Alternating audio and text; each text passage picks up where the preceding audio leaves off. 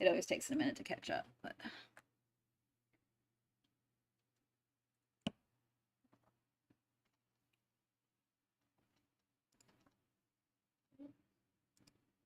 Okay, yep, looks like it takes a minute to catch up. But. Say something so I can check your audio when you get a second. Hello.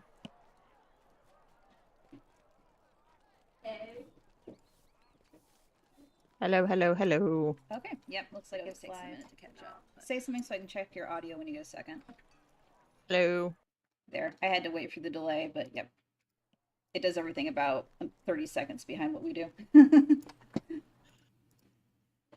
Oh yeah, that got me real crazy one time when I was trying to do streaming and without thinking I had it open in another tab. So I could not figure out why I was having a 30-second echo. Oh yeah, and then you start listening to yourself, which is really, really And it about drove me distracting. nuts that night. All right, well, we're back with another game in chat. This time I've got Kendra E. Ardnek. Kendra, why don't you tell us a little about yourself and what you write? Can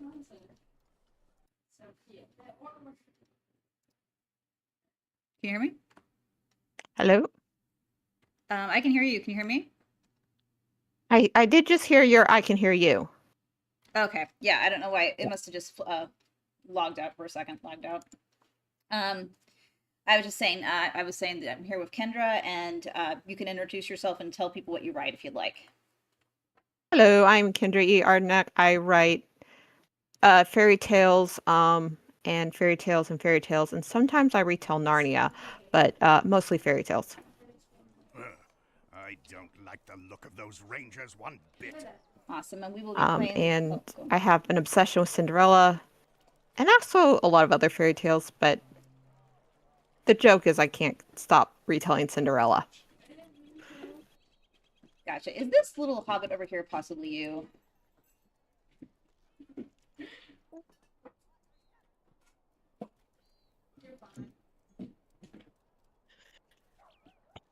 Woo. What's your character's name? It's fine. And I am also here with my baby girl, who is a little bit fussy, but we did just, we'll get this figured out. Gotcha. Let me know if you have any trouble hearing me, because I don't think I'm coming through very clearly for some reason. I don't know if it's on your side or mine. Oh, I would say maybe. Huh. Yes.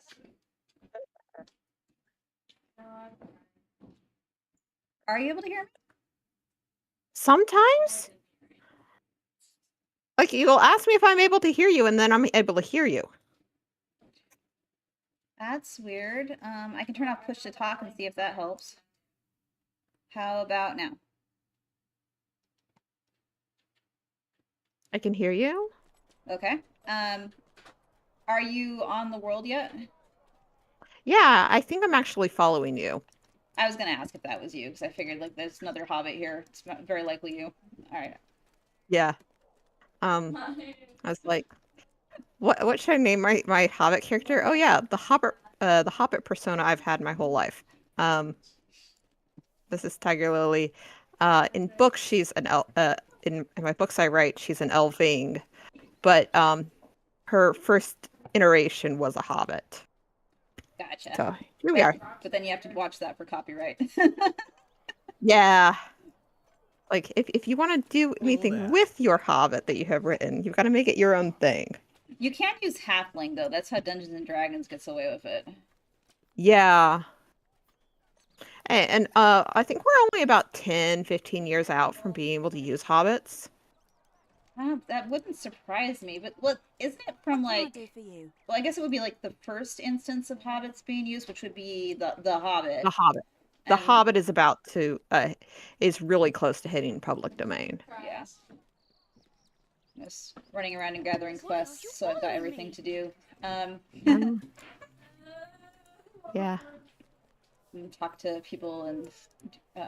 Alas for peaceful folk everywhere. It is an enormous task to convince them that evil people with evil intentions will Do we want to commit evil go? We could go deeds. kill Before you bears, try to or fight, we you could must go learn what try to do a skills you may quest. from the trainer. Yeah. All right. I don't know. Where'd you go? I lost you. I am behind you. Oh, I see you. Hi. Wee. Hold on. I'm gonna fellowship you.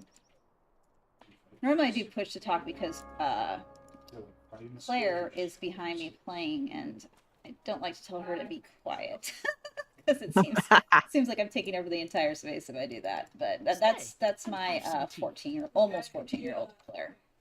So, she's playing Don't Starve together with her friends. So. Ah. All right. So yeah, you did mention you just can't stop retelling Cinderella. So how many Cinderella retellings have you written?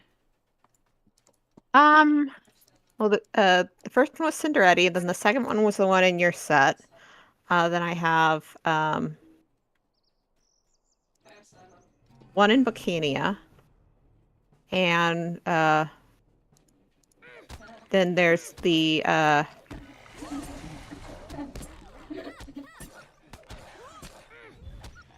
well, how many fairy tale series do I have? Because I have multiple fairy tale series.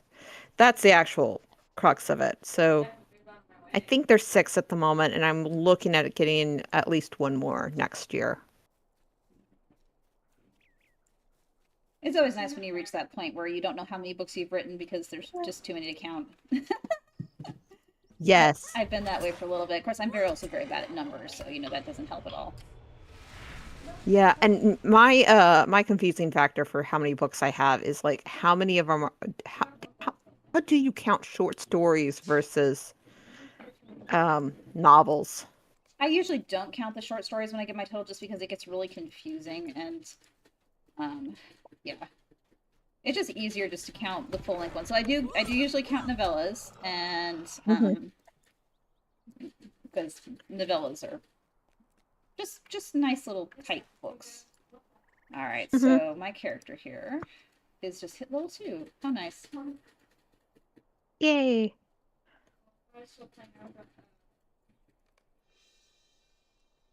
Hello, top of the hill.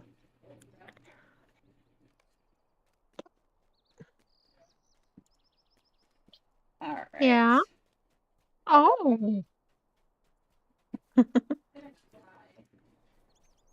So when you're rewriting Cinderella, what is it usually that like you go for a specific twist to make the new one different? Or, Yes. Yeah. Typically. Like sometimes it's like, hey, what if she's a kitten? I'm like, oh, okay, I'll write it if she's a kitten. The one I'm planning for next year is a mashup with Beauty and the Beast, and actually the gimmick with that series is that every book is a mashup with Cinderella. It's just like all the Cinderellas all the time. all the Cinderellas all the time. I just got to commit to the bet. I like playing a minstrel in this game because you get to scream things to death, which would be my ideal form of fighting. Yes.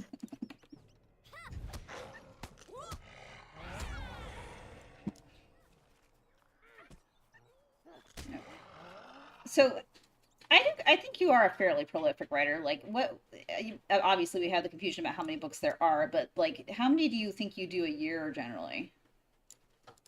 Well, this year has been a soft year, and I think I only have like 4 titles out that actually made it out. I also had an implosion year this year where not much made it out. But I had a year a couple years ago that I had like 13 titles released. Yeah, I mean it ebbs and flows. I mean, I'm not usually that big in production. Like, I think my average is 4 per year, just generally. And but there's been some years I'm like I'm taking it easy this year. Like, there's at this point it's just like, do I want to keep doing this, or do I want to just rest on my laurels a little bit? Yes. I should have rested a little bit more on my laurels this year. as I said, I've imploded this year because pregnancy, Yeah, that can happen. exhaustion. Yeah. Yeah. See, for me, I didn't really start publishing until I'd already had my second and last kid. Claire was 9 months old when I seriously started writing. I'd always been writing, but I didn't write to publish until I was like 29. And I was like, well, why don't I just try indie publishing instead of just sitting here mommy blogging? Yeah. I think it's good to recognizes the ebb and flow changes in life, because I think the experiences you get during that downtime can often be stuff that later fuels creativity, I find. Yes. Yeah. I published my first book at 16, so the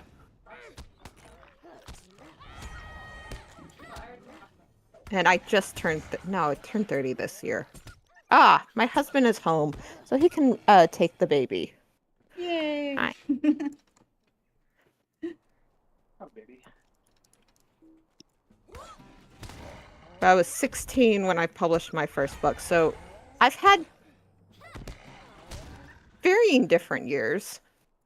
Yeah, I think that there's just And oh, go on. And it's just been like there throughout a lot of the life changes I've had. Yeah, when I was 16, indie publishing wasn't a thing yet. I'm just enough older than you that like there's that gap. Because when I was 16, indie publishing was just vanity publishers who wanted you to do like print runs of physical books for like $1,000. Yes. That was all that was available. I think I didn't like. I even just ingrained that was what indie publishing was. Indie publishing was really expensive, and you couldn't do it because of that. So I didn't even look into it again until I was 27, and I'd had a book that I was just sharing with a friend because I'd written it, but I wasn't doing anything with it. And she said, "Why don't you publish it?" And I'm like, "Well, it's expensive." She's like, "I don't think it is anymore." And I'm like, "What?" Yeah. Like I published right on the cusp of it becoming a thing. Because like again, yeah, like you look around and like the whole idea of indie publishing was vanity publishing, and then I found out that Create Space existed. And that Amazon KDP would publish your stuff. And I'm like, what? Create Space makes me nostalgic though, because that hasn't been a thing for a while. I know. R.I.P. Create Space. It was their cover creator was so nice, so much nicer than KDP's. I feel like they had slightly better customer service than KDP does. I've had so many fights with KDP lately. I don't even want to get into the AI thing right now. It's like, Amazon, just stop. And so on one hand, you're beholden to this behemoth of Amazon, because without it, like, would we have had a chance, right, to do this? Yeah, I mean, Create Space was Amazon. Yeah, but for some reason they ran it differently. Like I think someone else ran it, and so someone else cared a bit better. Yep, and now yeah. And now they're just like trying to put everything into the same.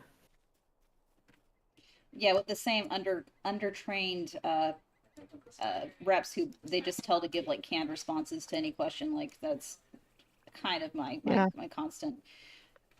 Because I've worked in customer service, I know when somebody's copying and pasting a response from a script. Yeah.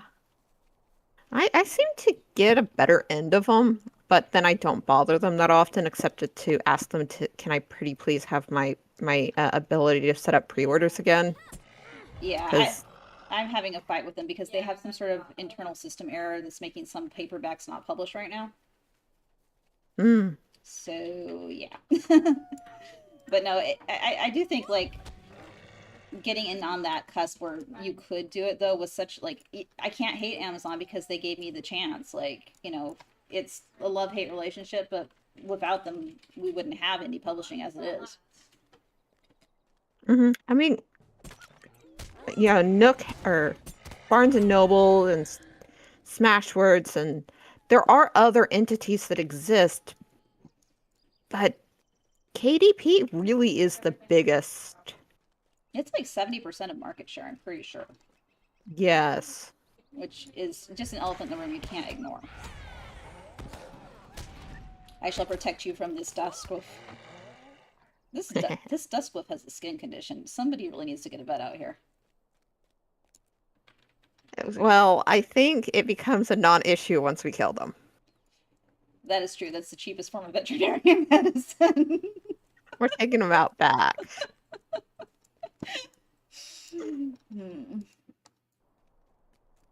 But yeah, like I said, I first started indie publishing like right after I'd had a kid. Like I had a 9-month-old. I remember being up in the middle of the night because she just woke me up at 3 a.m. So like, oh, I might as well write.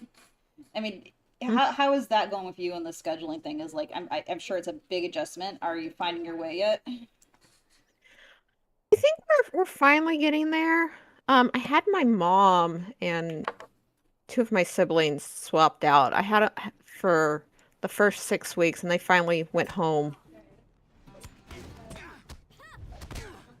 after our dedication, and that's why they stayed that long. But we're getting to our pattern and our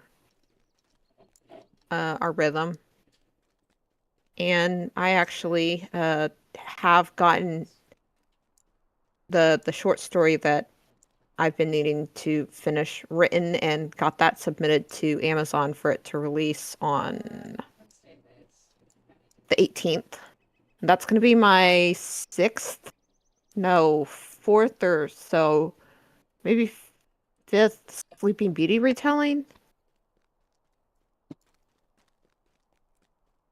So, is Cinderella the one that you like the most, or is it just the one that you somehow accidentally keep stumbling into?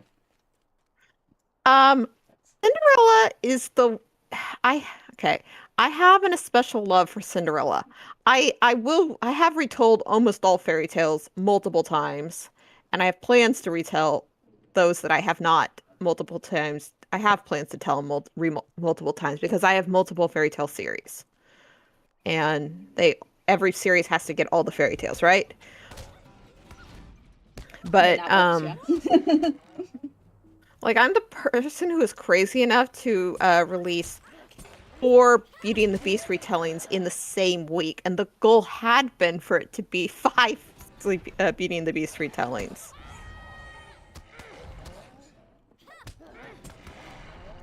But one of them didn't get finished. It might get finished for next year.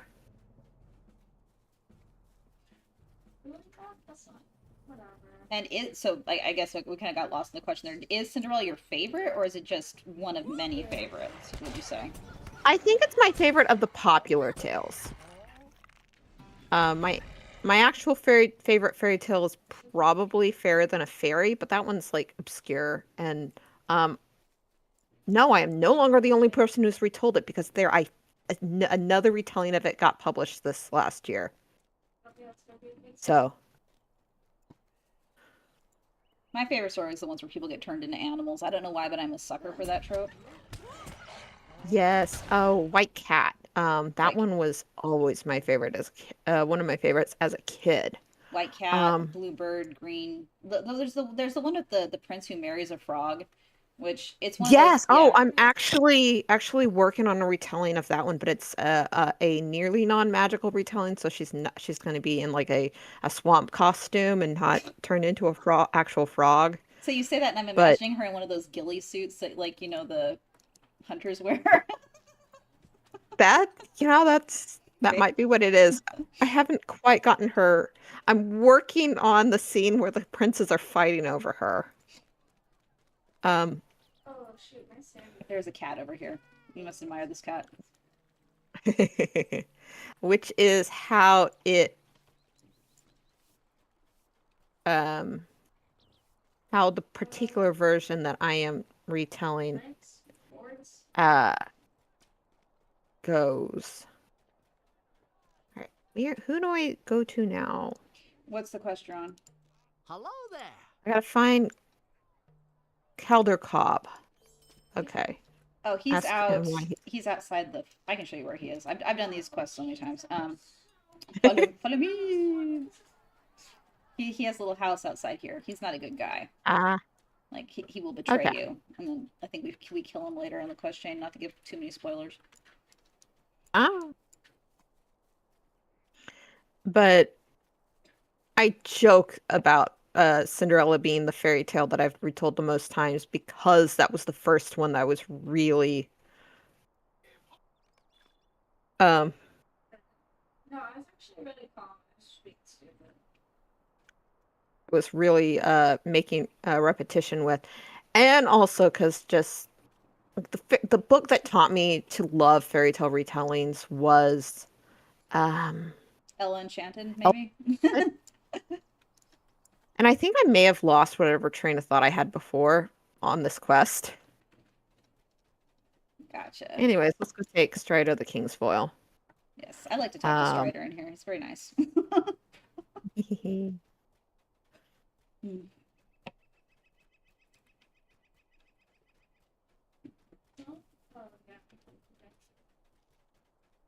Now, I had a couple other questions written down. So one of them is like, like I said, we're in different stages of life.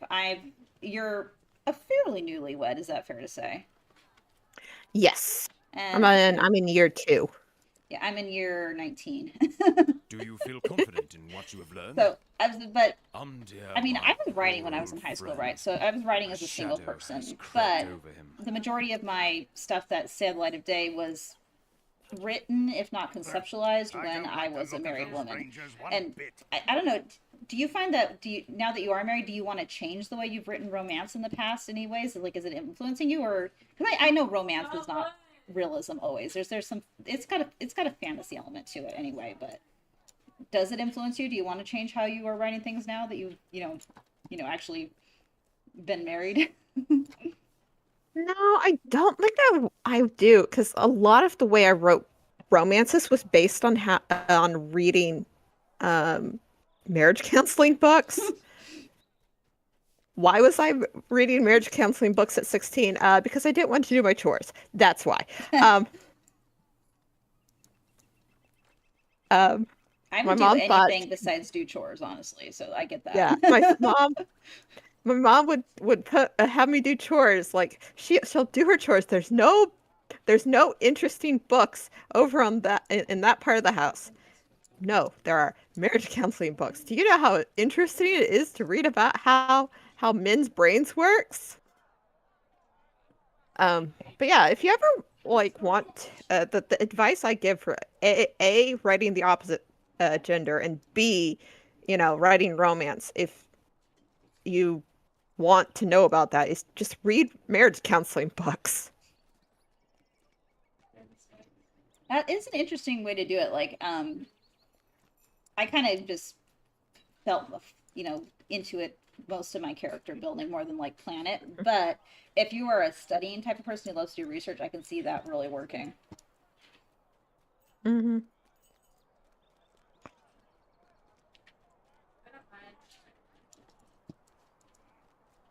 I'm a pick up all the information, just put it in my basket, and eventually it makes its way into what I write.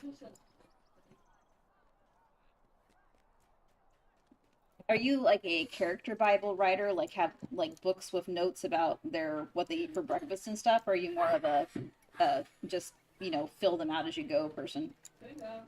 I fill them out as I go, and some of my works, like the stuff that I've been working on, the worlds I've been working on for a while, they're the stuff I know about their characters are a lot deeper even than what I've written.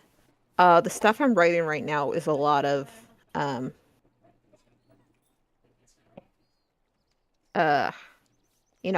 one and done characters. Like they get one story and then I'm done with them. So like I don't have to have as much myth around them in my head. I get that. I kind of have a theater approach to certain things in my writing. It's like when you're watching a stage play, right? What you have to consider is what the person can see from the audience. And sometimes there is no point to building the stuff that would be like the back of the house, because you just need the front. And I think some authors do get caught up in like having to know every little bit of minutia, like write a new language for their thing, even if it doesn't even make it onto the page. I'm kind of the opposite way. Is like I think what do they need to know, and that's what I'm going to give them. Yes, that's actually one of the problems with the book I've written about Tiger Lily is because that book was just that I have spent so much time building that world that I can't really write a story about her. Yeah. That it's just there's too much world building for her. Someday she'll make it out. I have written something about her. Um, there's even some people on the internet who may know who she is.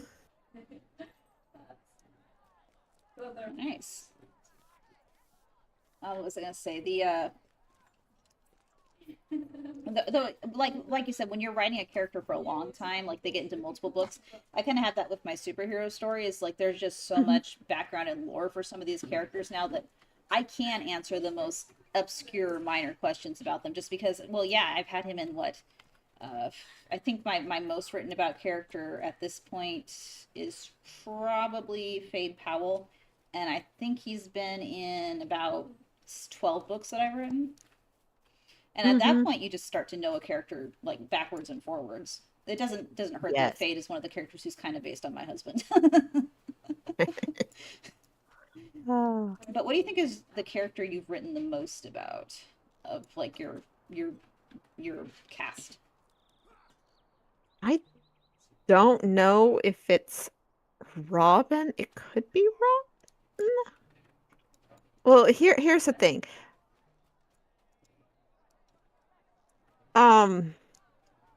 It's going to be someone in either Bikini or Rizclan. And Rizclan has like 100,000, 200,000 word tomes. And then Bikini, I have 7 books in there. The most written character in Bikini is Robin. Just because she's been in every book. Eric is a close second. That's her husband. I'm gonna run out here and do a quest because I'm like one quest behind you, so the quests you've completed are the ones I'm getting. Oh.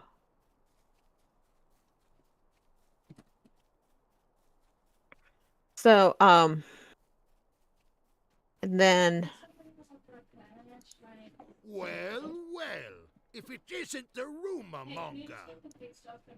but over on Rizclan, there's Laura is a really heavy written character I have over there.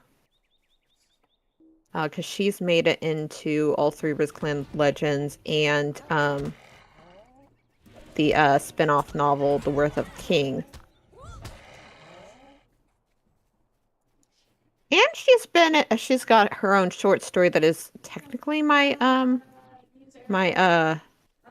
lead magnet for my newsletter, but that's a weird situation. Yeah. I need to switch up my newsletter magnet because it's like a book that I wrote way early in my career, and it's not exactly representative of what I'm writing now because I've kind of done a genre switch, and B, probably everybody who wants it has it. And it's like that's one thing about being an author, the marketing part, and just constantly having to switch up for trends. It's never ending. So I know. Yeah, currently what I actually market as my lead magnet, I think, is the fact that every month I round up all of the retellings that I can find on the internet that are clean and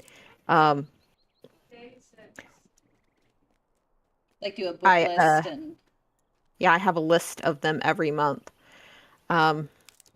Because I had become just started obsessively tracking them in a planner book that I don't know why I had bought a planner. I never used the planners, but I had bought a planner. I just like this book is releasing this day. This book is releasing this day, and I was like, I got to do something with this information. How about I just share it? I think that's an underrated form of author marketing too. To market yourself is by sharing other authors' books, especially within the same what's it called? The same genre, you know. That is you know, oh gosh, this is what I get for playing at the same time. Because it also helps you in other ways. Like you get your Amazon also bot. It works up that like credit you get for being helpful within the writer spheres. I have a hard time doing it nowadays because superhero is not a very common genre, and that's my main focus. So the amount of authors I can cross promote with at any given time is like 4. Fairy tale. Yeah. Fairy tales I'm working on getting my way into, like, actually the Beauty and the Beast retelling that didn't make it to market was a superhero retelling. Yeah, we need more superheroes. I'm constantly like telling people to write more superheroes. But no, it's really good. I love doing book lists and stuff too because like the people just don't know what's out there beyond what's it called? The mainstream stuff, the stuff that gets a lot of attention. And I'm always seeing people like, well, I want a book that has XYZ, and then nobody ever writes a book like that. And like, I bet I could come up with 5 books just in the last year that are that trope. It's not that they don't exist; it's that they're not the most popular thing, so they're just getting ignored. No. Like, there was one of our fellow authors had a quest for male healers, and I'm like, I've got one of those in the wings, but he's like, he only just got born. They are fairly rare. Like I was saying that is one that when somebody asked me for that, because I do this thing where I'll do a shout out in group, like give me a trope you don't see a lot, and I'll find books for you. I'm pretty sure you know who that person is. Yeah, I know who it is. Actually, I had Aaron DeMott on earlier, and he is part of the anthology that came out of that. Yes. Yeah, I saw it. I'm like, oh, I gotta share it with her. Oh wait, she did that. Yep, she's part of that. That's Cam Carroll, just so you know. Cam Carroll also does a lot of my cover art, so shout out to Cam. But I just couldn't remember her author name at that moment. Yeah. But yeah, that was one that I did have a harder time. It was like, that one did stump me a little bit. Like, normally when somebody gives me, oh, I can't find a book with female characters who aren't warrior women, or I can't find a book where there's a focus on siblings instead of romance. I'm like, I can get that. I can get that thing, you know. I can do that, like Chekhov says. But that did stump me a little bit. Male healers are statistically very rare.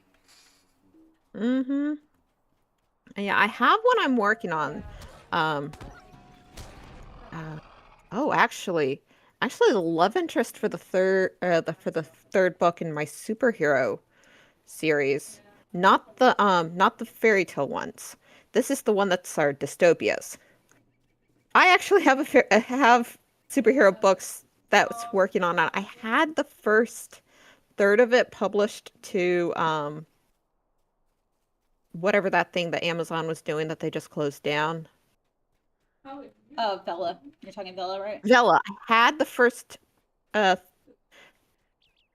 of the book published to Vella, but that was all that was written. I was like, I'm going to catch up to this book by the time I catch up to do it. I'll be writing more. No, I did not finish writing it while working on catching up to what I had written. So,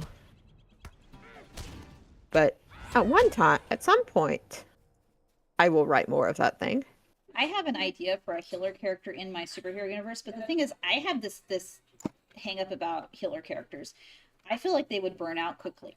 I feel like if you have the ability to help people in that way, and that's always going to be in demand. People are always going to want. You would get caretaker fatigue, and you would always be trying to save someone. And I think that would be like everybody once talks about what kind of powers they want. I would hate having that power, because just having to turn people down because you can't help anymore because you're literally burning yourself out is like my worst nightmare, you know? Yeah.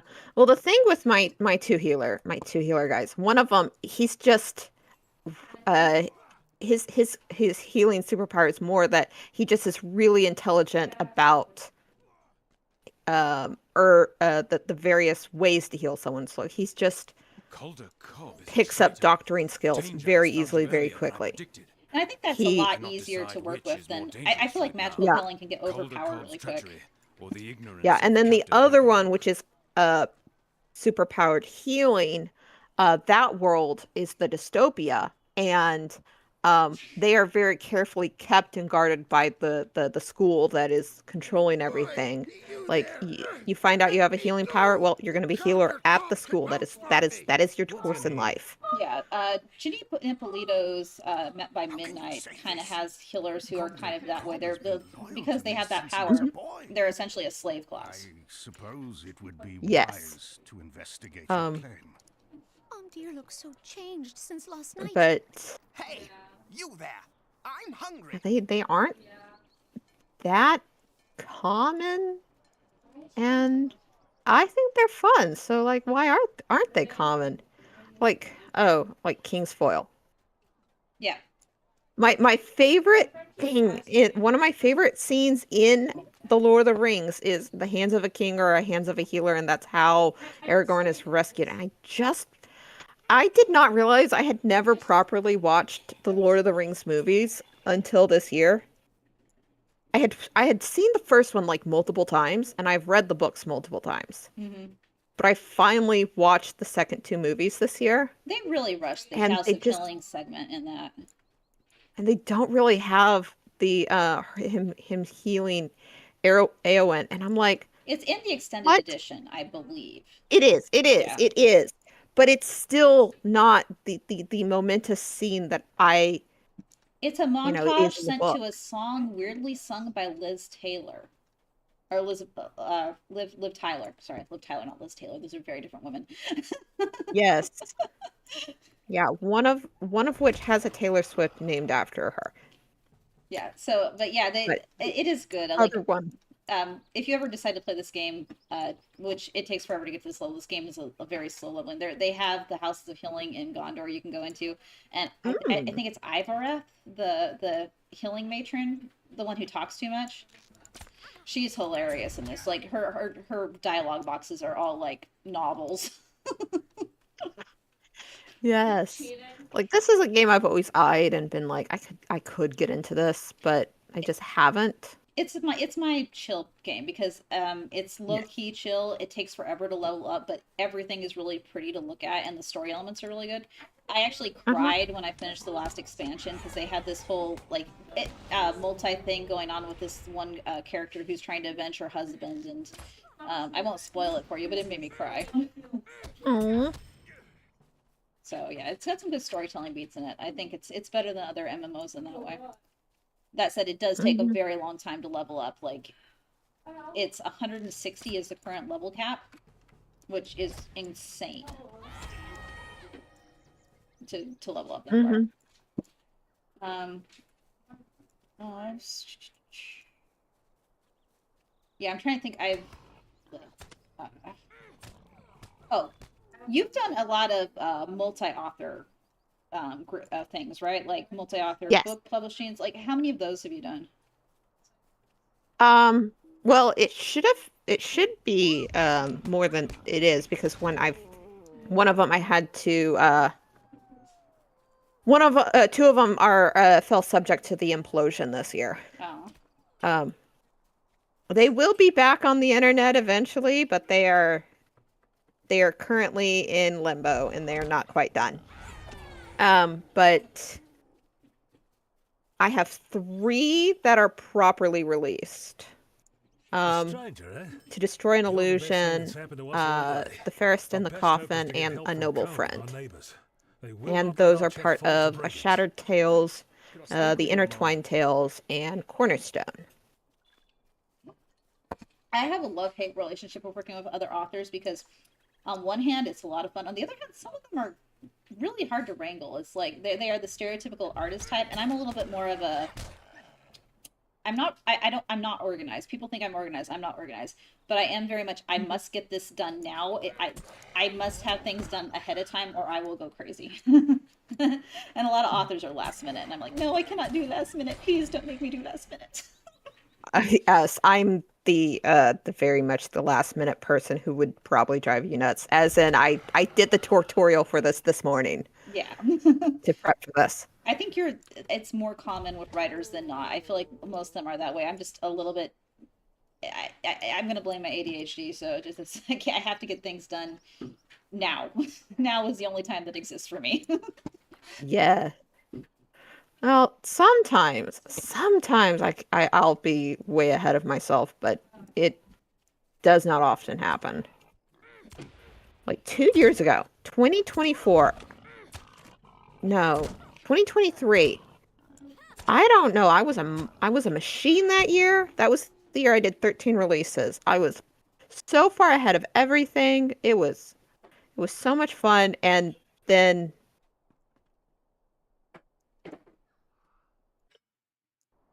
And it just was my headset that didn't type up. So I hopefully I did physically cut out because I pulled up a text box. gotcha. That was what happened. Okay, cool. Just checking. Yeah. All right. All right. Yeah. For me, though, I was the opposite. When I got, like, I was writing all through high school. And then when I started dating Matt, I just couldn't focus on anything but him for like several years. And then I had a baby and I couldn't focus on anything but the baby. I'm maybe just a little bit one track minded, but it's interesting how different people react to the things. It's like, for me, I was just very focused on my marriage from, I would say, 21 to 26 or so before I just like, whatever. I'm gonna try to write again. So I think if it weren't for the fact that I had books like set up on pre-order, I may have done that because I would have done that. But while I was dating, like, because it was a long distance relationship, like a lot of just my excitement over all of that just got funneled right into writing, and it just like the words flowed so hard. I wrote so much and released so many books, was so far ahead of myself. And then the other factor in the burnout was my grandfather died like right before I got engaged, and sorry. the land that I lived on was he owned the house that I lived in. So all of a sudden, like, my living situation was in turmoil, and then my cat died unexpectedly. It just, a whole bunch of things just dogpiled on me Yeah. while I was trying to plan a wedding and plan some other things. I'm just like, so I think I managed 4 book releases last year. I'm going to manage like 4 book releases this year, and I still am the crazy person who has like 10 titles on my list to release next year. I have made a list. But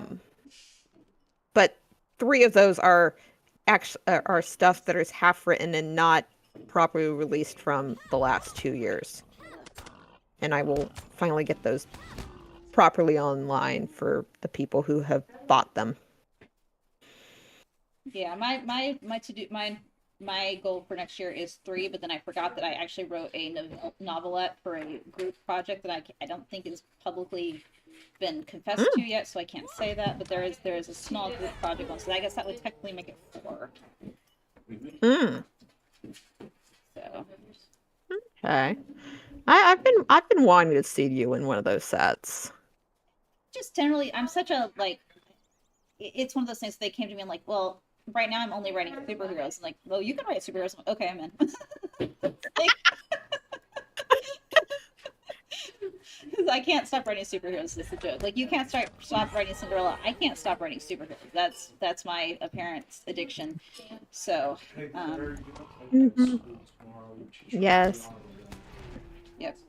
So then, yeah, I like that, but I tend to be very like, I want to write what I want to write, and it's hard for me to get out of that groove to write something that fits somebody else's plan a lot of times. Yes. I think that was also part of my implosion, is because, like, yes, I love what I'm writing, but they aren't as crystallized as some of the worlds that I have been worked and built and like have like infused into my being for so many years.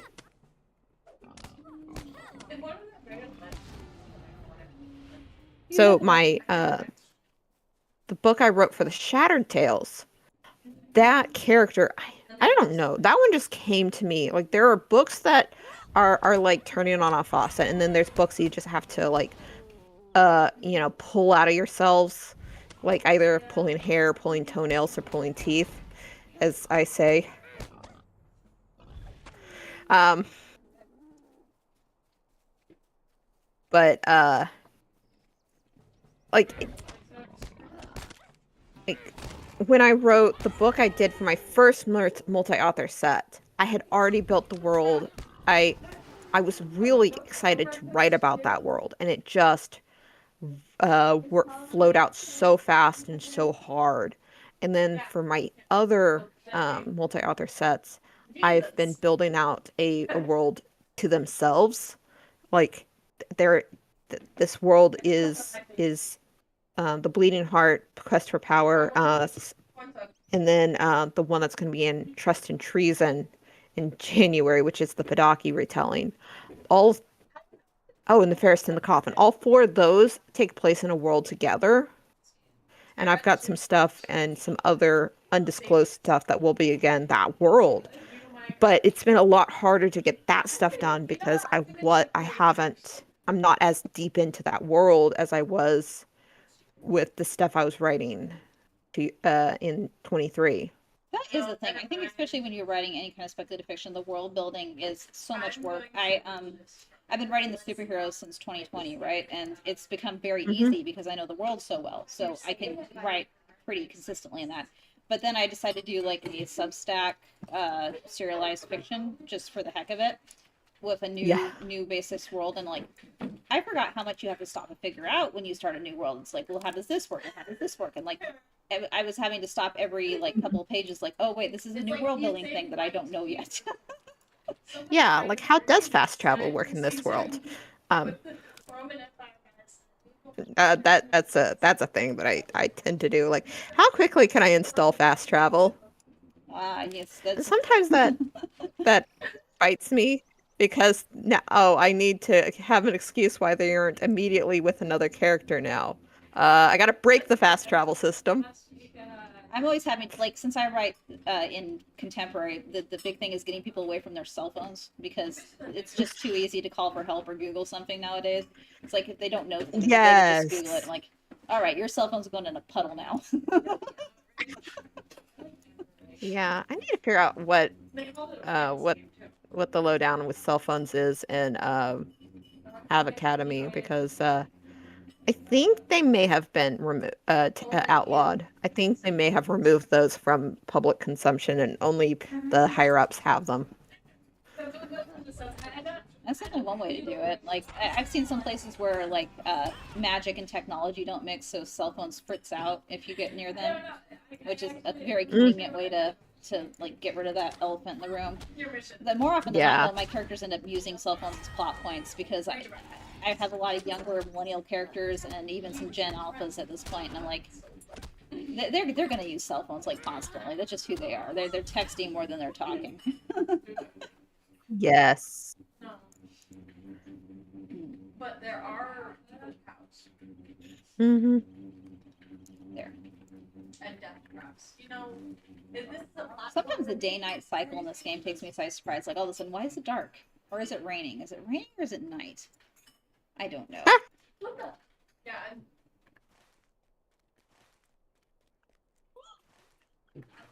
I lost you, but I see you on my map, so I'm heading back in your direction. I started chasing bandits, and I killed a bunch of bandits like a barbarian. Mm-hmm. I've been looking for bilberries. And I'm not finding. They're over by the lake here. I see you. I will take you to the bilberries. I just found an anime game. So they're all up and down that little creek leading up to the lake. Ah, I found one. There you go.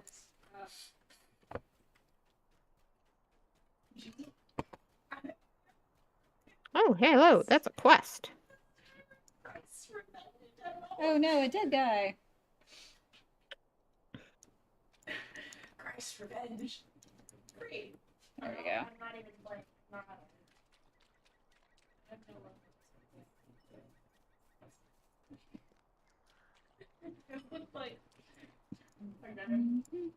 What do you want me to do? Yeah, like I am not an organized person. I just like to organize things.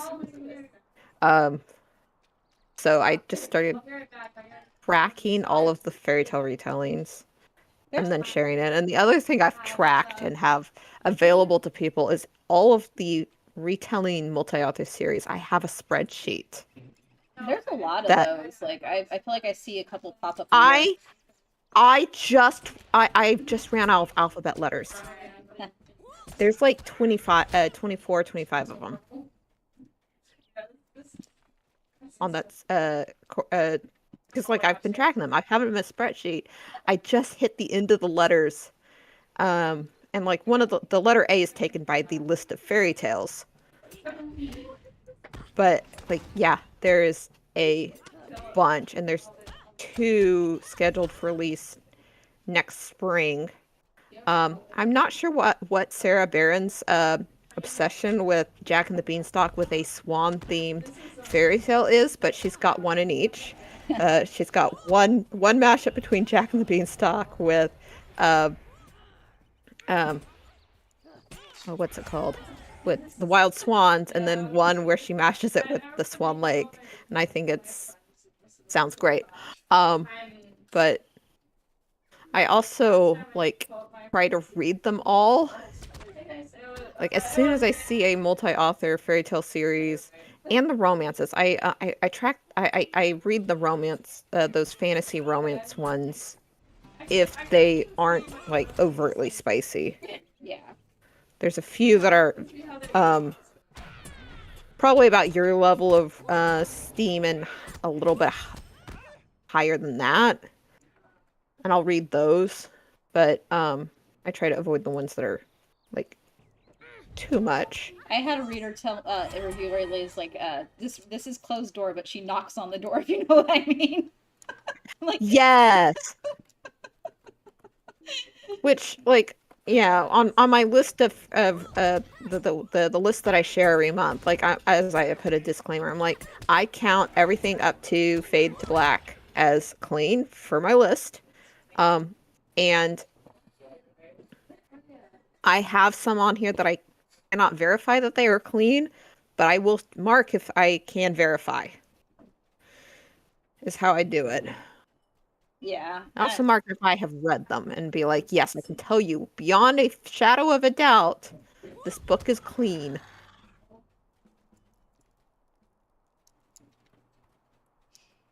Yeah, I'm a PG-13 reader. Like I don't mind a little bit of swearing in my books, and I can handle a lot of innuendo, but like I know different people have different things, so I'm always like trying to find ways to like express what my books are, because like they don't have explicit vice, but they're also not like super G-rated, and I sometimes get some reviews of like who are upset because of that. I'm like, I try to be honest.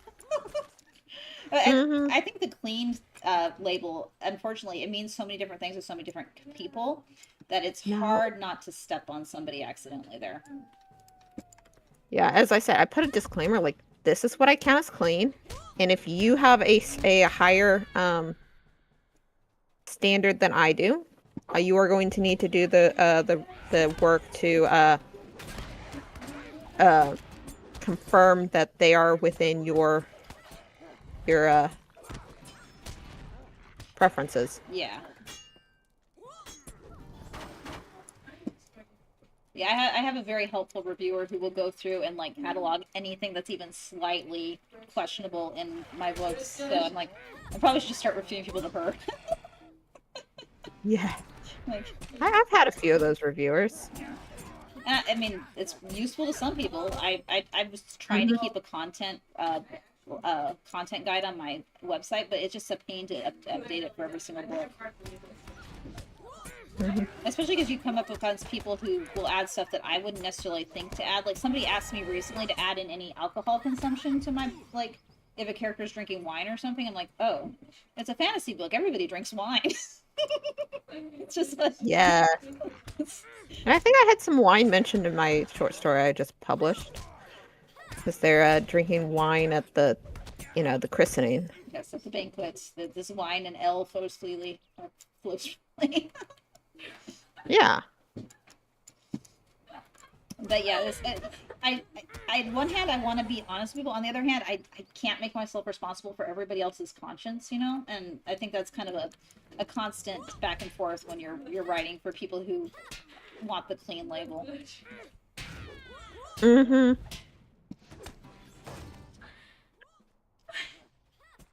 Yeah.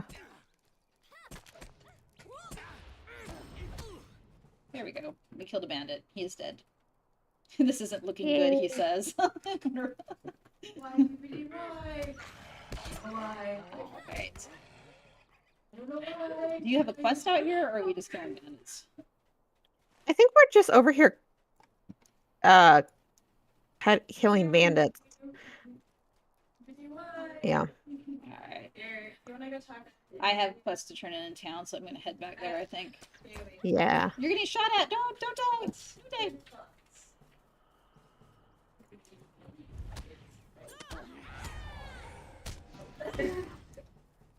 This game is very, like, they have a lot of female bandits, you know, because of equality. Women can be bandits too. Oh. Bailey. You spent over 100.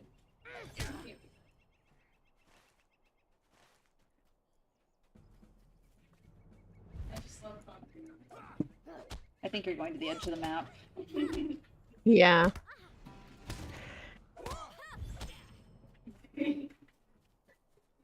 Eventually, I'll figure out where I'm trying to go. Yeah. I think if you go straight, and you'll come to the road. Yeah. I can go swimming. Yes. Whee! You're being chased by a bandit, though. It looks so hilarious from here. I'm watching you, and you're this tiny little hobbit getting chased by a big guy with a club, and he's just going. You're just running like, no, get me! It looks like something out of a cartoon. Well, lately I'm eating it.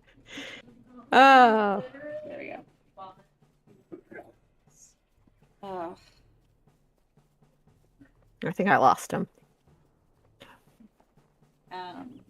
yep. I think you're good. So I might be being chased by something now, but you know. No. My daughter, when I play this with her, she likes to like follow me around, but then try to like run close enough to trigger every single mob's threat ratio. So I'll end up looking behind, and I've got Corin following me with then like 10 different bandits, boars, and wolves that she's just dragged just for laughs. I'm like, Corin. Oh. Yeah, kids. I don't know if yours will, but my kids like to mess with me. That's their entire goal in life. It seems like sometimes. So you've been. I fully expect it. Yep. I blame their dad. So. Mm. I know how I was, and I know how my siblings were, and I know how my husband is, and I know how his siblings are. So, you know, I think it's a fair assumption.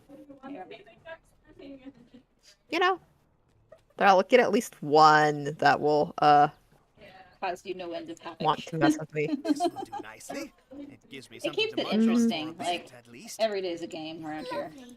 This is sure to cheer on to your write-up. Yes, I mean, you post stuff to the interwebs, and I've been Thank you. following them for years, and I'm I like, have not the stomach to drink this now. Yeah, they are characters. Mhm.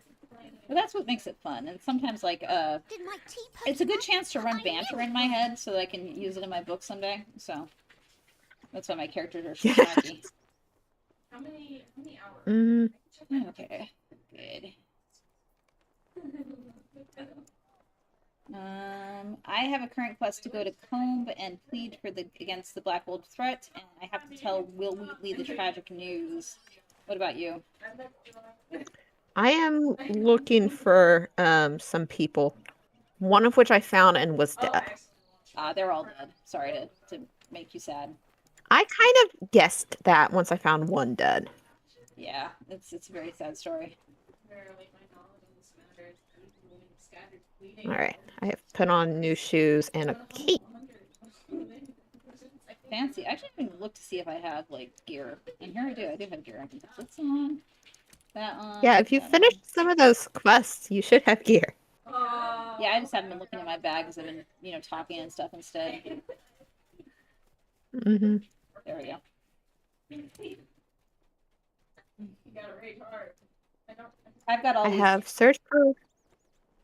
searched for Walt Wheatley and Thornton Woodley, and then plead for aid against the Blackwood threat That from would, Combe. yeah, if you follow me, we can get the plead for aid one done. It's at the end of this road. Yeah.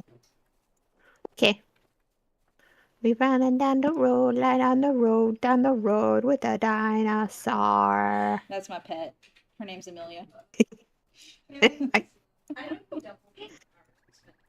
Yeah, He's a dinosaur. I have the premium subscriber, so when you create a new character, they give you a bunch of like little gifts. One of them is apparently this dragon.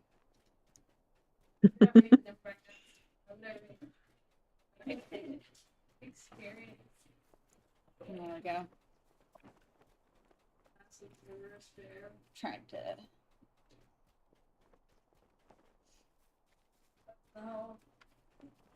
So what I had to do, we were talking about other authors, like promoting them on things. So one thing I had to do this recently was, well, I didn't have to do it. I wanted to do it. Was I put together my top 5 reads of 2025 so that I could make a post about it. And that's always a pain in the neck because I'm very bad about deciding what makes something top. I have a hard time enumerating numbers and like saying, well, this book is number 1 and this book is number 2. But if I put you on the spot and you had to say your favorite book you read in 2025, would you be able to do it? If I can look at my list, there's like over 200 titles. I cannot remember any of them off the top of my head. But I can pull up one of my apps. I track my reading on 3 different apps because I'm a crazy person.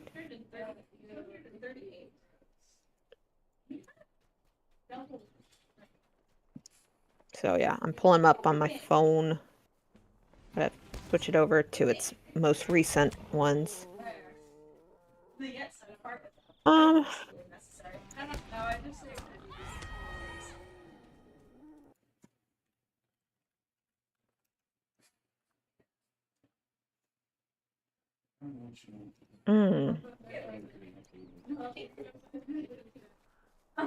We actually have someone in the chat. Brielle says that picking favorites is so hard. My friend is Yeah, it happens every year, and I'm like, I feel bad ranking them having sometimes. favorites. Yeah, I know too many authors is the problem. It's like, I know. And there's so many good authors. yeah. I'm gonna say it's either which one of Sarah Baran's books that I read this year that I like? I think my most read author this year has been Sarah Baran. And she is hilarious. Her books are so good. Her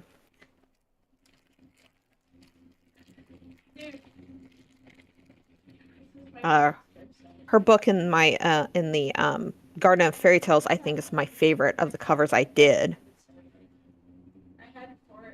Tangent there. I also have really enjoyed the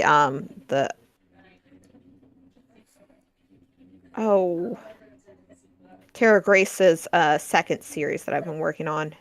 And by second series, I mean the sequel series, The War of the Alliance. I'm on the last book of that series, and I've been enjoying it. That's on my list, but I've only gotten about halfway through the first series, and I don't know if it's gonna like bite me in the butt if I switch to the second series. Because the second series actually kind of interests me a little bit more. It just looks more like something I would like. Not that I don't like the original Elven Alliance one, but I think the tropes that I'm seeing in the second series a little more me. I think they are. Here's the thing: is I would probably hand the second series to my husband. I'm not sure the first series is quite what he would read, but the second series just feels almost like reading a fantasy World War II novel. Yeah. and it's been really interesting and fun experience because he's been having me watch all these World War II movies that he's so into, and like we went to the Pacific War Museum in Fredericksburg for our anniversary, and he sat for I don't know how long playing the submarine mini game that they had there. Yeah. It was adorable.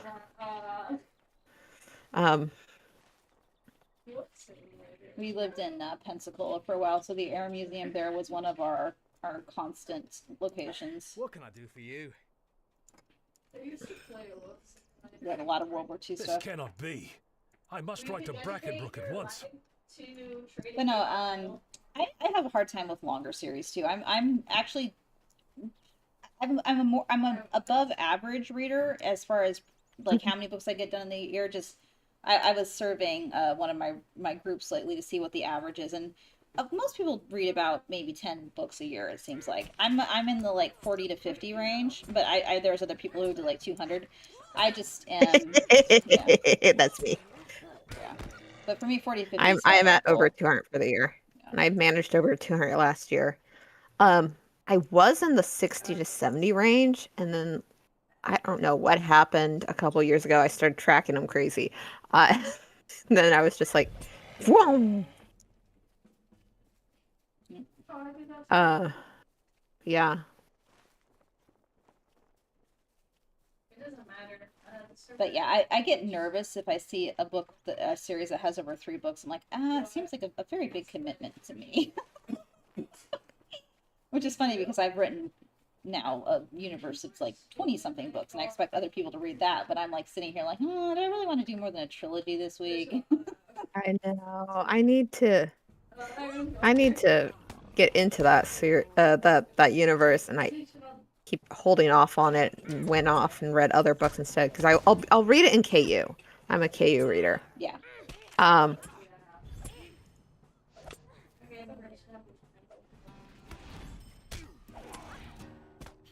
And I had been binging some of your other series, and then I was like, I'm gonna go use my KU slots for a different author now. Yeah, it's kind of like And I'll spell get back slots. to You you. gotta balance them right. Yeah. I only get to read 20 books at a time through KU. That's my other crazy thing is that I read over 100 books at a time. Yeah, I'm at tops 2, and usually one of them is something like I will usually be reading a paperback book and a ebook, and I'll go through like 4 ebooks in the time it takes me to finish one paperback just because I forget to bring it with me. I think I go through about a 50 ebook for every paperback book I finish. Seems to be the trend right now. Yeah, I've got my current physical read is a copy of the United States of Cryptids, which I've just been reading one cryptid chapter a day. It's just learning some interesting new cryptids. Like that's my cup. Have you gotten to the fearsome critters? Does that have the fearsome critters in it? That does have some of the fearsome critters. I have read the fearsome critters independently. I am doing a D&D campaign, Dungeons and Dragons campaign based on fearsome critters. So I've studied them up. So like they're fighting things like hoop snakes and roperites and squonks. You don't fight a squonk though. You just try to convince it not to cry itself to death. Squonks are very sad. I know. Poor squonks. Like I gave our party a squonk, and of course they almost gave it like a crisis. It's like they were not very tactful with the squonk, who was already sobbing because he was so ugly. Poor squonks. But no, I like cryptids a lot. Yeah. There's something I pay attention to sometimes, and sometimes they just become too scary, and I have to not think about them. Like if I'm in the woods, I need to not think about cryptids when I'm in the woods. See, we're in West Virginia now, so I just keep hoping to see Mothman. It's kind of like a lifetime goal now to see Mothman. Yeah. Well, we could have played Fallout 76 for Mothman. There's a lot of games I need to add to this. Like I'm trying to get up a staple of games that are free to play or multiplayer, and because I just can't afford to buy a new game for every time I play with Yeah. people. Oh, question. Do you have Amazon Prime? Yes. All right, go to Amazon Prime/gaming, and they give out so many free games at a time, Oh. and they're yours to keep. And you get they'll go into either a good old games library, Epic library, or there's a third party that they'll partner with. Sometimes they do Microsoft Word, and then they have their own platform that they will host through on some of the games. But the Fallout, they've been giving out the Fallout games recently because they've been doing the Fallout TV show. That's cool. I should look into that. Mhm. I'm just looking at the chat. Briella says she reads 10 at a time sometimes, but most of them are half forgotten. I'll get back to them someday. Those poor abandoned books. Yes, there's some there's like, am I put it a thing I'll do occasionally is I've got a Goodreads. I set my Goodreads currently reading shelf to show me to assign numbers to all of the books I'm currently reading. And then I will play the game like, give me a number and I will tell you about the book I'm currently reading. I prefaced on one of them as I was opening up. So some of the books I'm reading are more currently than others, and this is one that's not very currently. I started it like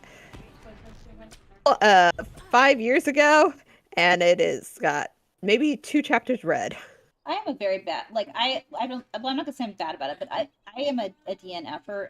If I get into a book and I don't think I could give it more than 4 stars, by the time I'm at like chapter 3 or 4, if I'm just getting that vibe, like this is gonna be a 3-star or 2-star book, I just stop reading. I don't have time for that anymore. So I try to only read books that I think I'm really gonna enjoy these days, which means I've read about. If I tracked all the books that I read the first 3 chapters or the Amazon sample on and then just went meh, it'd be a lot higher. I think I lost my patient gene somewhere. Yeah. I may have to learn to be more picky now that motherhood is a factor. It's when the But I also just have a love for bad books. yeah. Like this book is 3 stars, but there was an element of it I really loved. It was I enjoyed the idea of this thing. See, I will be very forgiving on a lot of different things if it's something interesting and original. I have a lot more hard time with stuff that's just by the book, or in fact, I don't care how polished your writing is if it's not something new and unique. I want that weird special sauce, and that's kind of what I'm looking for. And most of the reason I DNF is it's just kind of boring. Yeah. I will say though that the kind of end of an era for me with my girls is when they learned how to reach up from the nursing blanket and grab the book out of my hand.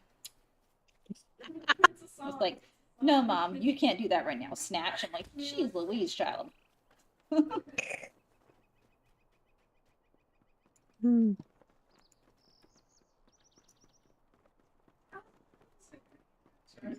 Yeah. And then there's the period I of do time a where lot of hold on. do a lot of my reading on the Kindle app on my the browser of my computer, or just Kindle in the browser. So she'll be over there and I'll have my book on my computer. So just thoughts. Yeah, I used to not be able to read from screens. It took me a while to be able to get used to that. I now can do it a lot more. But I am a phone reader. I read on my phone. It's just the easiest way. I do like they bounce back and forth between my phone and my computer. So And I just have my computer set at a way I like to read it. So one core memory for me is when I was younger, I used to read multiple books at a time, and it was the Nancy Drew series. And I found that I was mixing them up and making them the same. Like, I would read the book and just assume they were the same story and like make a whole new story. And that's when I figured out it's because Nancy Drew books are all interchangeable as far as plots. They just kind of slightly change the names and settings. And that's when I realized that plot structure was a thing. Yes. If I'm reading multiple books that are retelling the same fairy tale, or like they're hitting a similar beat. Like one of the few times like I fully mixed up which book I was reading. They was reading both on Kindle, and I was reading a book by Faith Bloom, where it was her fairy tale set in the time of the King David series. And Mhm. so she had King David fighting a war, and then I swapped to the Janelle Schmidt's book, Minstrel's Call, and again was in war, but this time there was weird stuff coming out of the ocean, and I was like, wait, I thought I was in biblical times. Why is it suddenly fantasy? Wait, I changed books. Yep. Mm. Yeah, I'm ever looking for something that's just a little bit quirky. I do love a book that can, like, I like a book that can do the plot points well and stuff, but I like ones that can surprise me still, and that's getting harder and harder to find. Hmm. Yeah. I'm one of those person who loves being able to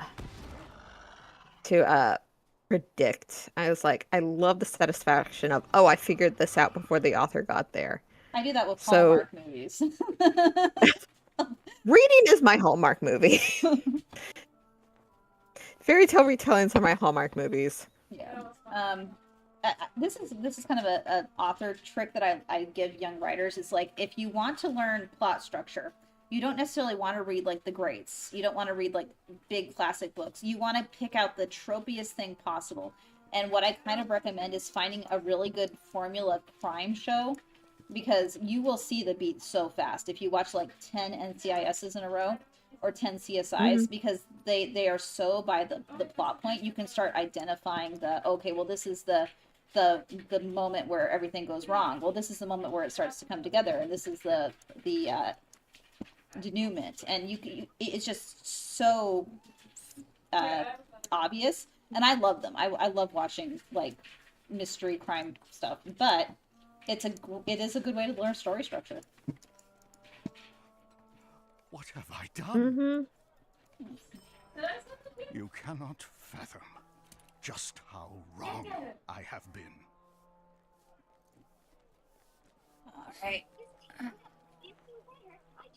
Okay. Well, I did say we were going to play for an hour. We have been slightly above that. You cannot fathom Oh. just how wrong I have been. It's always awkward to end these things, so I'm like, we're still running around just playing more than one. Yeah. Hmm. It's not like Do not despair. some of the other You game have done multi-other well. player games like Helldivers, where everything is a clearly defined mission, and like you finish the mission. I'm like, are we gonna play more? No, Yeah? you No? can Okay. you can run around this game forever if you want to. I've been doing Yes. Escape Room Simulator, and that one is fun because like you have a start and a finish. Because when you finish the escape room, you win. However, it is so thought intensive that you don't end up talking about books. You just end up talking about the escape room. Like, how do you solve this puzzle? Like, but I love that. Mm-hmm. Yep. But anyway, I have some links to your stuff in the chat for anyone who comes in later and wants to pick out. I've got Instagram, Amazon, and YouTube to check out Mm-hmm. her books. Is there anything you want to say that you've been working on, or something that people particularly should check out right now? Well, I am a couple days away from my next Sleeping Beauty retelling, and this is like my fourth Sleeping Beauty retelling. I don't know how many, so at least fourth. But yeah, my fourth Sleeping Beauty retelling. This one's from the Jilted Fairy's perspective, and we find out why she really is there to curse the girl. Is it personal or is it not? Dun dun dun. It's called The Fairy's Revenge. Awesome. And part of a whole series of fairy tales retold from the POV of their villain. And so, which has been a fun experiment. Awesome. Well, and thank you for Brielle, who joined us in chat tonight. Mm. Yes. Normally, it's just my daughter trolling me in there, so I'm glad to have a person who isn't there just to make me